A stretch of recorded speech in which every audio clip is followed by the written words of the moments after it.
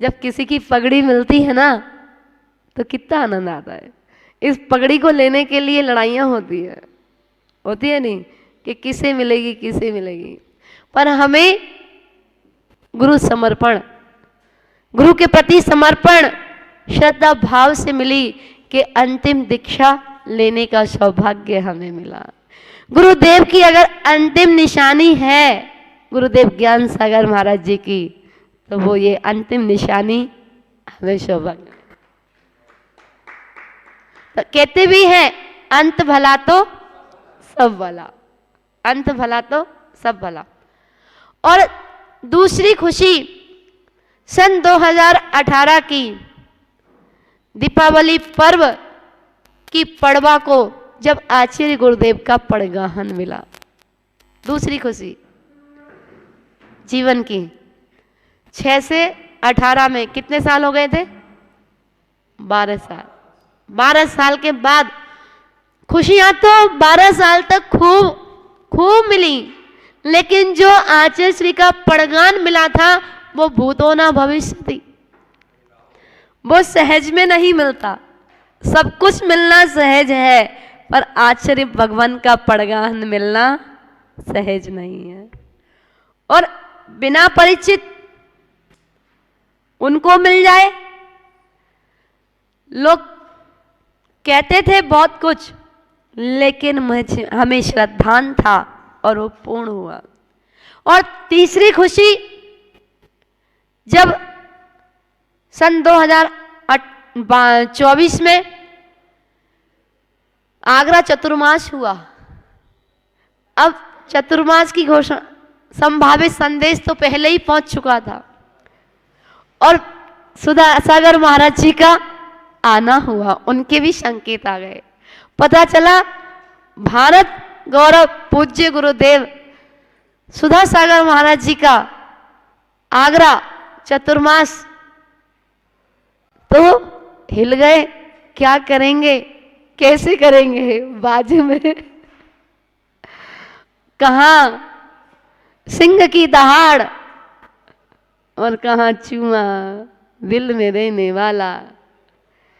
लेकिन गुरुदेव की अगुवानी करी और जून में अगवानी की थी, 1 जून को की थी शायद, हाँ। और उसके बाद नहीं, 1 जुलाई को की थी, 1 जुलाई को चतुर्मास था ना, हाँ, 1 जुलाई को अगवानी की। और जब बिहार हुआ तो बिहार हुआ था गुरुदेव का आगरा से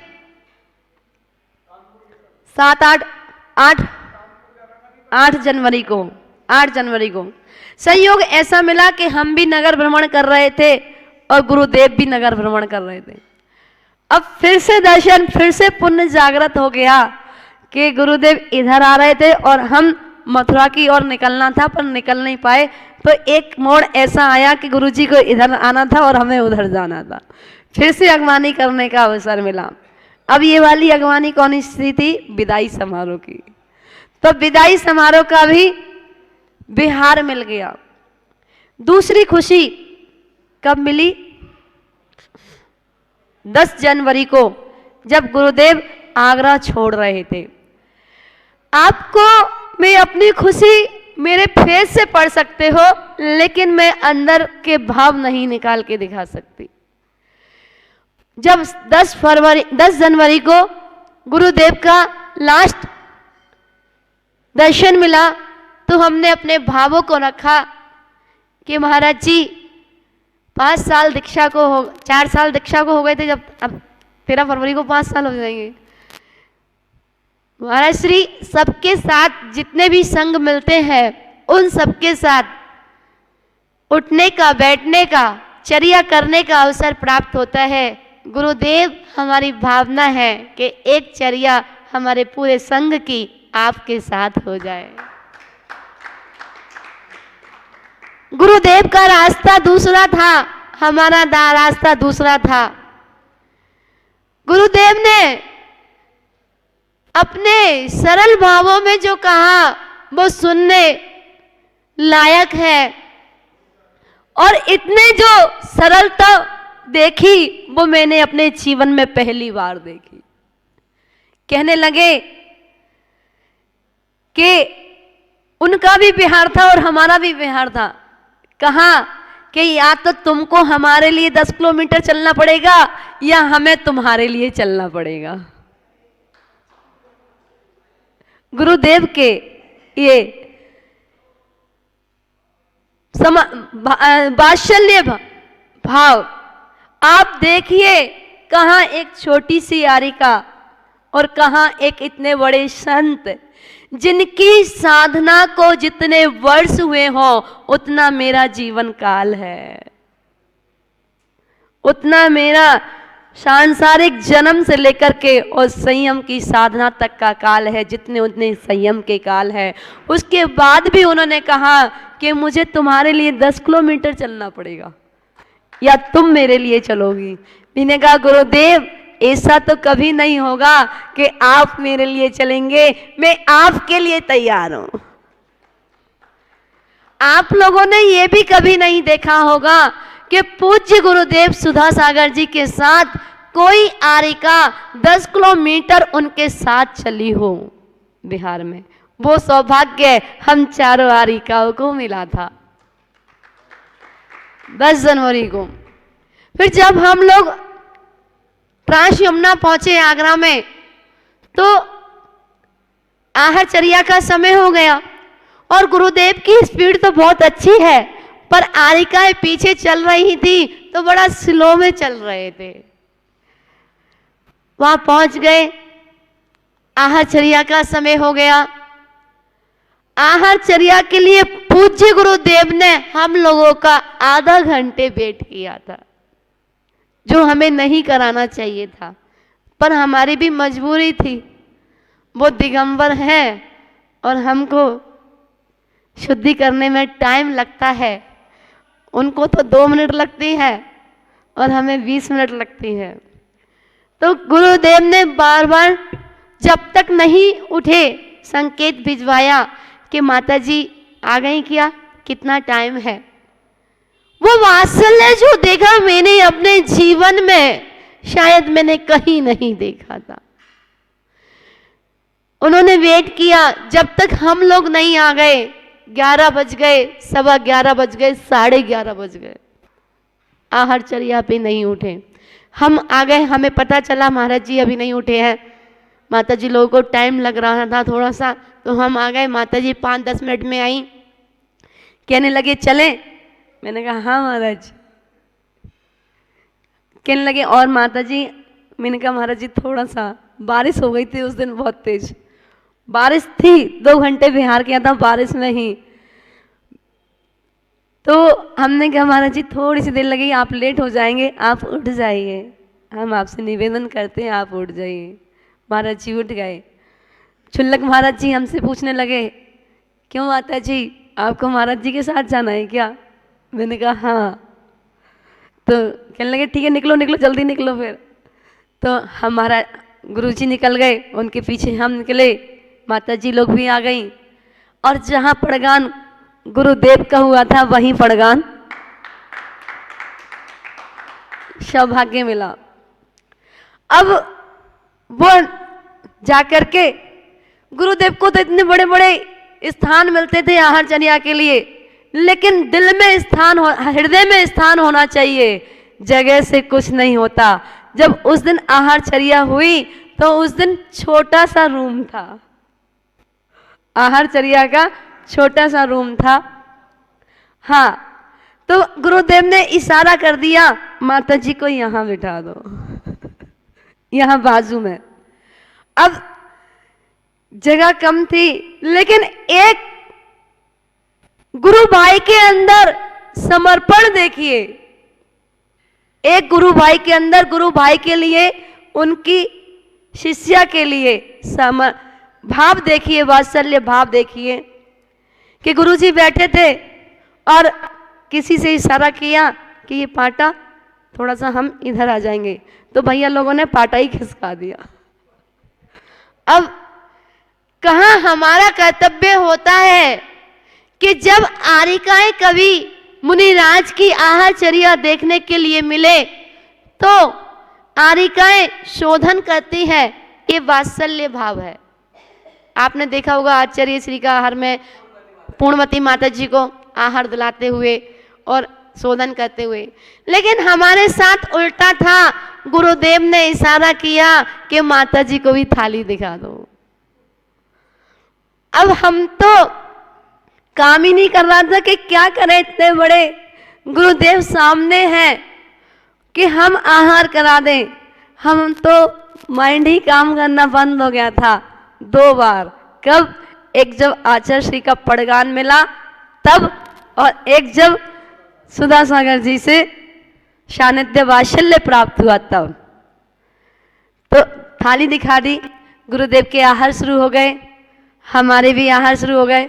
जैसे ही गुरुदेव का आहार पूरा हुआ, अंजलि छोड़ दी, हमने भी छोड़ दी, क्योंकि हमें साथ में जाना था। जी के दर्शन है, गुरुदेव का शाम को विहार हो जाएगा।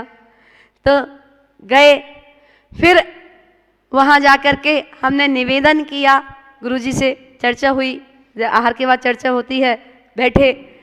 तो हमने कहा गुरु महाराज श्री, अभी तक तो क्या कहते हैं, हमारा मंगल कलश आचार्य श्री के पास जाता है, और अब ये भाव है, गुरुजी तो है नहीं, ज्ञान सागर महाराज जी तो है नहीं, एक कलश हमारा ज्ञान तीर्थ जाता है, एक कलश गेसागर जी के पास जाता है, और एक कलश आचार्य श्री के पास जाता है। तीनों जगह से आशीर्वाद आता है जहाँ भी चतुर्मास होता है। तो इस बार की हमारी भावना है कि अब की बार आपके यहाँ भी जाएगा। इतने भोलेपन से बोले, इतने भोलेपन से बोले कि जैसे कुछ जानते ही नहीं है, और कहने लगे कि क्या करना होगा उसमें।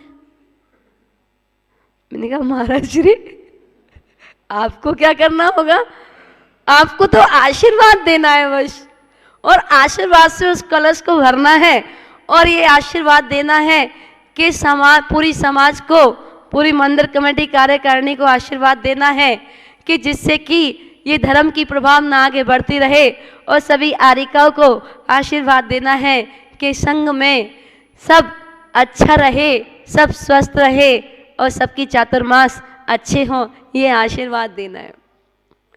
गुरुदेव ने आशीर्वाद दे दिया, और इस बार का कलश जो दिल्ली में ऋषभ विहार में चतुर्मास हुआ, वह 2024 का कलश एक ज्ञान तीर्थ गया, एक गेसागर जी के पास गया, और एक कलश सुधा सागर जी के पास गया। मंगल कलश सुधा सागर महाराज जी के पास गया। वहां से सामग्री डाली, कुछ स्वस्तिक वगैरह। गुरुदेव का वात्सल्य देखिए कि गुरुदेव ने अपने हाथ से स्वस्तिक कलश में डाला, जो हर किसी को सौभाग्य नहीं मिलता। मैं कहां तक इन गुणगान करूं, कहां तक गुणगान करूं, मेरा जीवन भी कम पड़ जाएगा, मेरे पास शब्द नहीं है गुरु के लिए। ये मेरे जीवन की तीसरी खुशी थी, तीसरी खुशी। और आज भी पूज्य गुरुदेव का आशीर्वाद बराबर रहता है, पर हमें नहीं पता था कि बीच में आचार्य श्री नहीं रहेंगे, इसलिए गुरुदेव सुधा सागर जी मिले हैं। क्योंकि इनके जाने के बाद कौन संभालेगा, कौन ध्यान रखेगा, अगर कहीं कोई गलती हो गई, कुछ हो गया, तो संभालने वाला कौन है। देखो, जाने से पहले जब गुरुदेव गए तो वो आचार्य श्री के चरणों में भेजा। आप देखना कहाँ से कांटेक्ट होता है श्रद्धा का। जिसका श्रद्धा समर्पण होगा उसका भगवान हर मोड़ पर साथ देता है। जब खुद 14 साल में दीक्षा नहीं दी, 14 साल में दीक्षा देकर के आचार्य श्री के पास भेजा, और आचार्य श्री जाने का किसी को नहीं पता था, तो उन्होंने सुधा सागर जी के पास भेज दिया। और आज वर्तमान में अगर दीक्षा लेकर दीक्षा गुरु और 2 गुरुदेव का आशीर्वाद मिला, आज वर्तमान में मुझे नहीं लगता कि ऐसा कोई और भी हो जिसके ऊपर दीक्षा ली आचार्य ज्ञान सागर जी से विशेष आशीर्वाद आचार्य श्री का, और आचार्य श्री अपना सब कुछ सुधा सागर गुरुदेव के चरणों में, मतलब हमें छोड़ गए उनको, नहीं तो संयोग कभी नहीं मिला ऐसा। बहुत लोग अगर आज वर्तमान में सबसे ज्यादा अगर कोई किसी की बात मानता है तो पूज्य गुरुदेव सुधा सागर महाराज जी की बात, अगर उन्होंने जो बोल दिया वो लोग मैक्सिमम सभी लोग, जिन शासन का शेर कहलाता है और सिंह की दहाड़ ही अलग होती है। तो आज सभी को मालूम है, और जब गुरुदेव का आज भी वात्सल्य झलकता है। अभी 2 भैया गए थे, उन्होंने बताया कि हम पूज्य गुरुदेव के पास गए और माता जी आपकी नमोस्तु बोला और बोला कि ये स्वाध्याय चल रहा है। 2 भैया पढ़ाने आते थे हम लोगों को, चारों माता जी को ऋषभ विहार में, वो भी पूज्य गुरुदेव के सांगानेर के, दोनों शिष्य उन्हीं के थे। वो पढ़, दोनों माता जी हैं हमारे पास, जो एक आरोन की है, एक गंज वासौदा की है, ये मुरैना की है, और हम तो जहां बैठ जाए वहां के हैं। तो दोनों माता जी बुंदेलखंड वाली जो गंज वासौदा की हैं, इनका 20 वर्ष से कुएं के जल का नियम था। बीच में जो बैठी हैं, लास्ट में बैठी हैं, वह आरोन की हैं, वह भी आचार्य श्री की शिष्या थी, और आचार्य श्री के शिष्य कहीं और दीक्षा ले लें, ये एक अपने आप में अतिशय है, गुरु की आज्ञा नहीं है। लेकिन हमने कल क्या बताया था कि हम दूसरे संघ के नहीं हैं। जब अर्पणमती माता जी आचार्य श्री के पास गईं, इन लोगों के परिवार के लोग इनको अनुमति नहीं दे रहे थे, मना कर रहे थे। उन्होंने एक अड़चन डाल दी कि हम आचार्य श्री की आज्ञा के बिना कहीं दीक्षा नहीं लेने देंगे। मैंने कहा बहुत बढ़िया, मुझे कोई दिक्कत नहीं है, आप जाइए पूरे परिवार के साथ। उन्होंने सोचा आचार्य श्री मना कर देंगे, ये अपने आप रह जाएंगे। जब आचार्य श्री के पास इनका पूरा परिवार गया, इनके गृहस्थ अवस्था के बेटे बेटी जमाई आदि वगैरह गए, आचार्य श्री से बोला, आचार्य श्री ये दीक्षा लेने की बहुत जिद कर रही हैं। आचार्य श्री ने पूछा कहाँ? तो कहने लगे एक आसमती माता जी हैं, तो हम 16 दिन रह के आए थे नेमावर। कहने लगे अच्छा आसमती, हाँ ठीक है, आशीर्वाद दे दिया।